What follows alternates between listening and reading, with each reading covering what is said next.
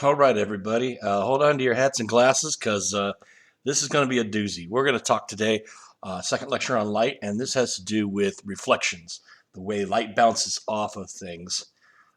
First thing we need to talk about is something we left last lecture with, which is that light is a wave, but it's also a ray. Now, a ray just means that it goes in a straight line.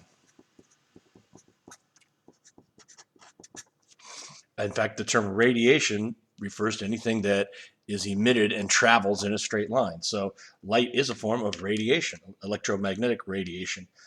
The common usage of the term radiation to refer to things that are nuclear or damaging to the human body is a little bit of a stretch. Particles given off in a nuclear reaction are radiation. They travel in a straight line. They're often electrons or alpha particles or things like that. So we could draw these things as a wave, a little sinusoidal snaky thing, or a ray, which is a straight line with an arrowhead on it, and those two together would give us a snaky thing with a arrowhead on it. I could draw this to represent light, or I could just revert to a straight line like that. Either way, I'm going to draw one of these two things so that you can see that light is a ray. That brings us to today's really interesting topic, which is how we see things. And we're going to start really simply. We see things with our eyes. Light comes from a source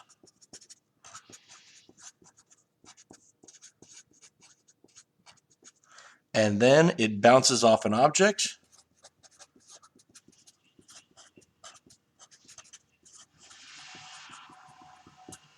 and enters our eyes. That is how you and I see things. By the way, this was not always the theory for how light worked. I was told that the ancient Romans believed that light came out of your eyes, and when that light hit something, that's when you saw it. And that explained things such as closing your eyes. But it didn't explain things like caves and darkness unless you had some sort of environmental limit on the light that comes out of your eyes. But currently, this is what we believe. Hold on a sec. I'm going to have to close this door.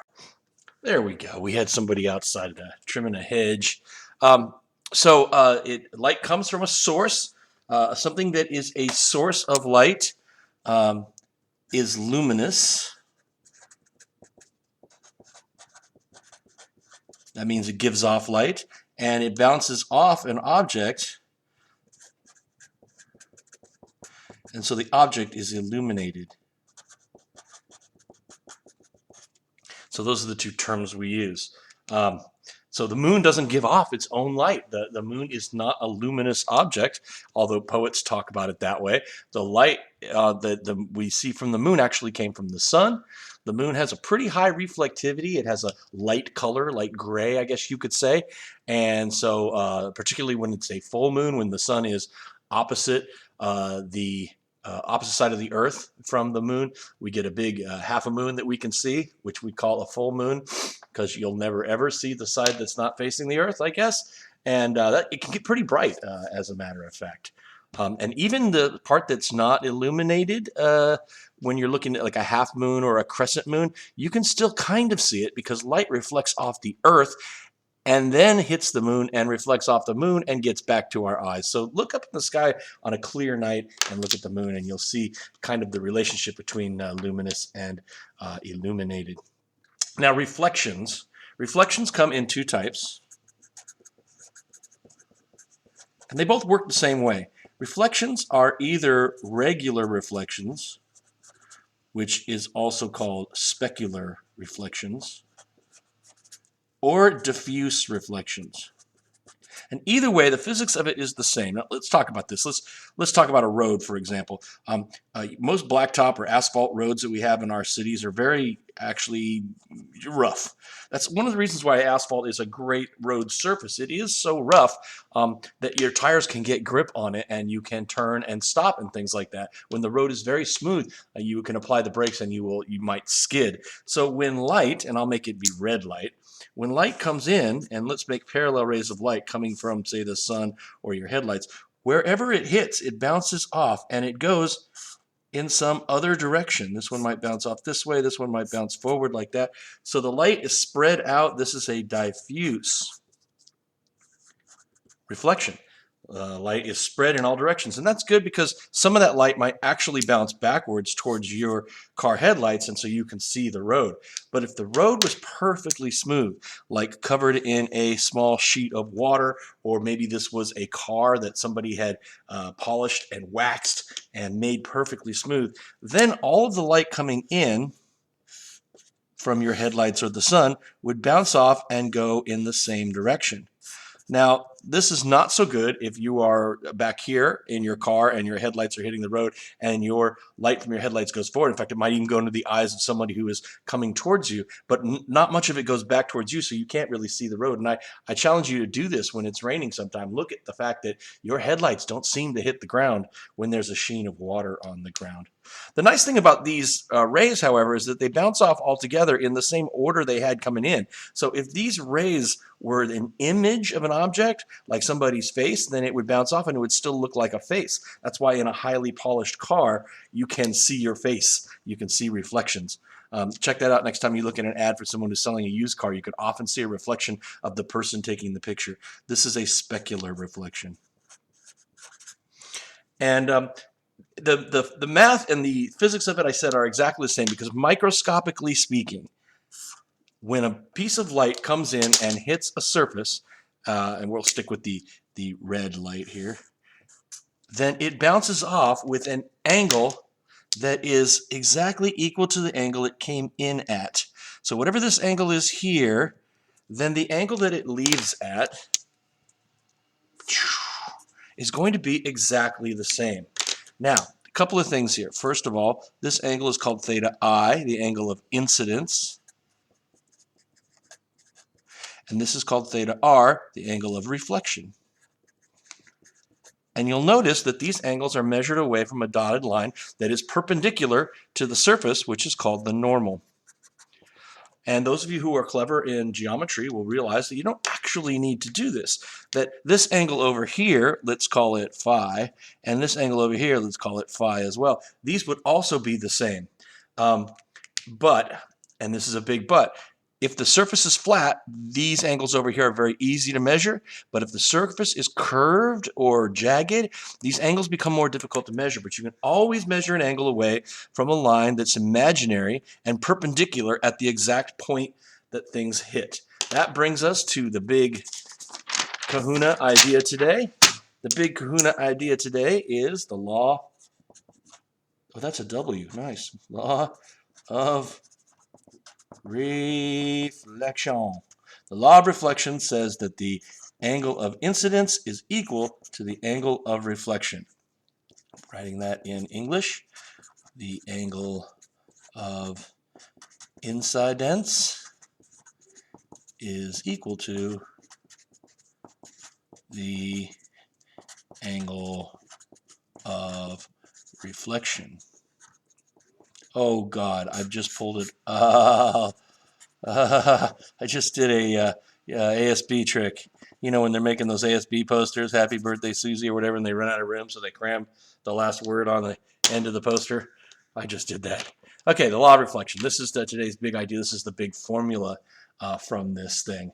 And it's always measured from the normal. When did we have another word that was normal in this class? Oh, that's right, the normal force. And the normal force was the force exerted by a surface perpendicular to itself. So the word normal means perpendicular in the world of geometry. So if you shine a laser off a mirror, you can figure out where the laser is going to go. What about a curved surface? What would happen if I had a curved mirror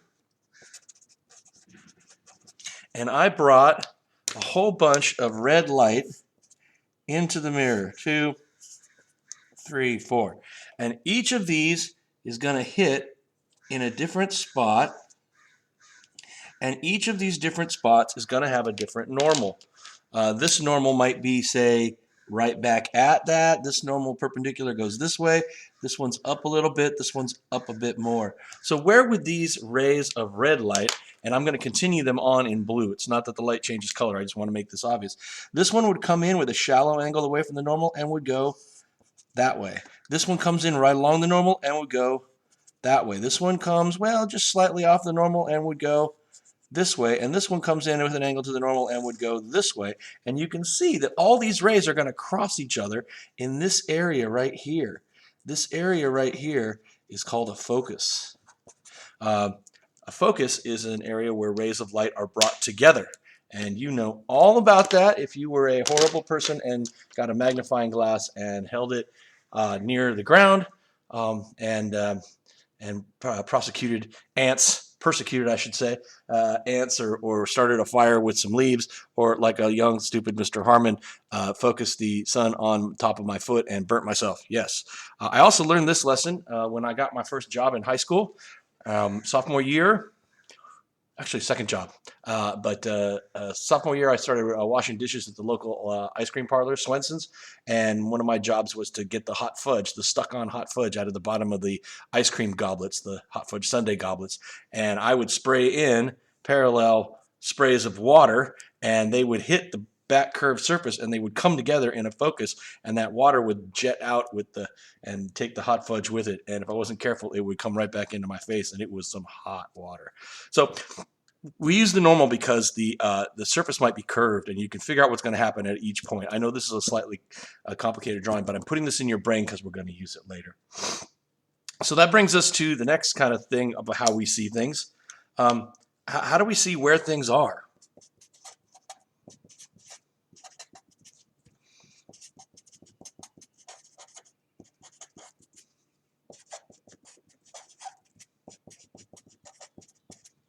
When you look around your environment, how do you figure out where things are? It's actually got a couple of different components. The most obvious thing is where do you have to point your eyes to see them? Where do you have to turn your head, and where do you have to look with your eyes to see where it is? And that will tell you where in the space around your head the thing is. But another thing we do is we determine depth perception, how far away from us something is. I was just recently watching some comedy, and I came across this comedian I used to love named Stephen Wright. And Stephen Wright's one of these deadpan comics, and he does little one-liners and stuff. And he says, a spaceship landed, and a bunch of little tiny aliens got out, little 2-inch tall aliens, and they came up to me. And I said, "Are you really 2 inches tall?" And they said, "No, we're just far away." And that's a joke because when things are far away, they look small to us. And when they're close, they look bigger. So sometimes we determine depth perception with just because we know what size the object is. But this is a great way to fool somebody. You know, you build a room with kind of funny lines painted on the ceiling and the walls and the floor, and then you put like a tiny chair someplace up front, and then you put a person in the room. And because we assume the chair is a correct chair size, we start to think that the person is somehow, either huge or far away when they're really not. There's a lot of fun you can have with that. But the main thing that we have is stereoscopic vision.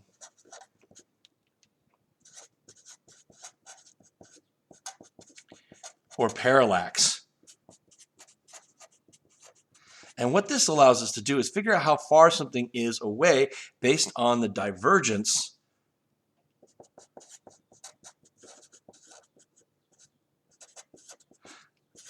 of the rays of light.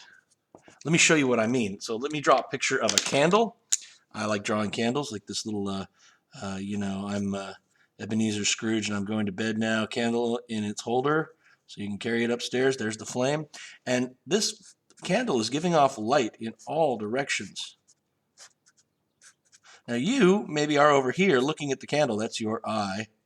looking at the candle, and there's two rays of light that are headed towards your eye, but they diverge slightly. They have a slight angle between them, and your brain, don't make me draw a brain, your brain knows how to take the divergence of these rays and trace them back to where they used to be together and say, the candle is that far away because the rays are diverging this certain amount. We can do that because of stereoscopic vision. We can do it by moving our head around a little bit. Birds who do not have overlapping eyes and do not have stereoscopic vision, they bob their heads up and down, bob like this. Shorebirds bob it up and down. Pigeons go forward and back. I've seen other birds that move side to side.